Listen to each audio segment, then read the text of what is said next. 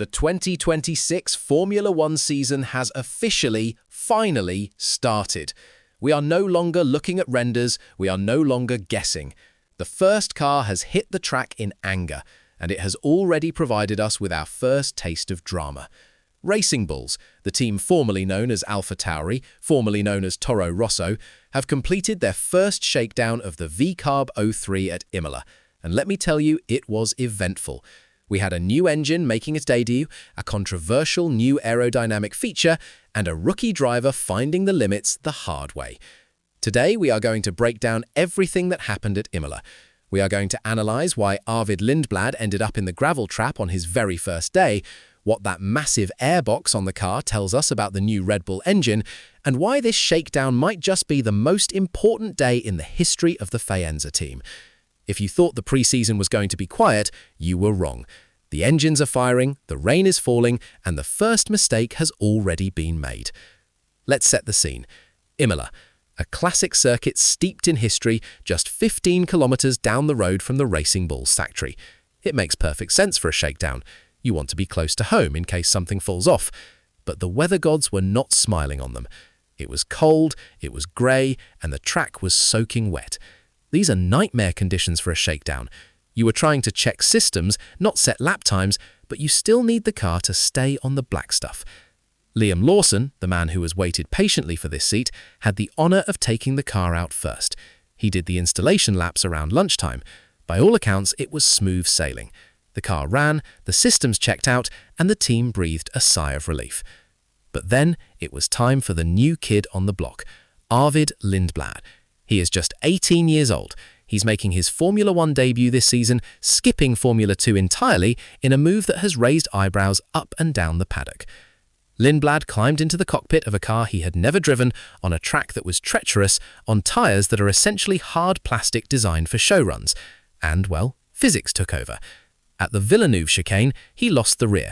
The car snapped, spun, and ended up beached in the gravel trap. The session was red flagged. The recovery truck had to come out. It is the image no driver wants on their first day at work, their brand new company car being towed back to the pits under a tarpaulin. Now, before the internet explodes and calls him a bust, we need to apply some context. This is an 18-year-old kid.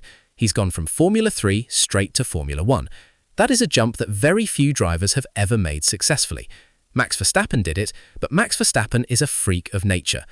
To put an 18-year-old in a brand new car with brand new regulations, in the rain, on demo tyres, is like asking someone to learn to ride a unicycle on an ice rink.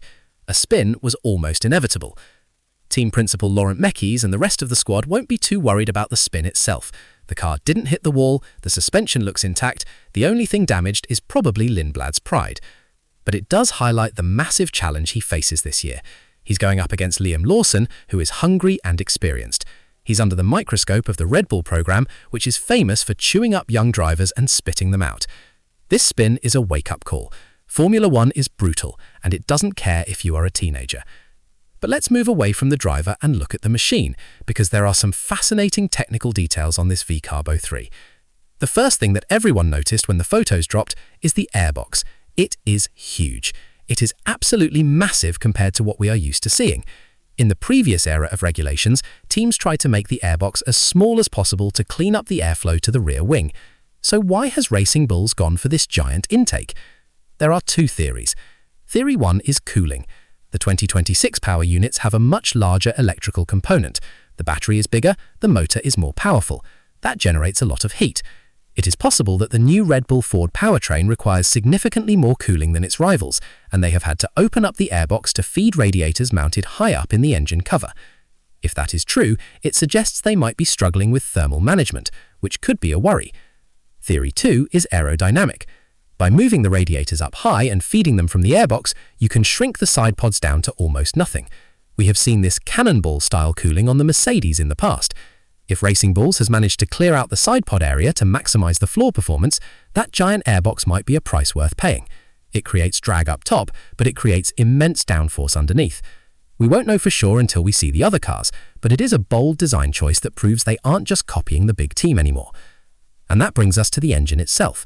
This is a historic moment. For the first time ever, a car has driven on track powered by a Red Bull Ford engine. This project has been years in the making. Red Bull decided to build their own engine from scratch, a task that usually takes a manufacturer like Mercedes or Ferrari decades to master. They built a factory, they hired the best talent, and they partnered with Ford. Today was the proof of concept. The engine started, it ran, it sounded different.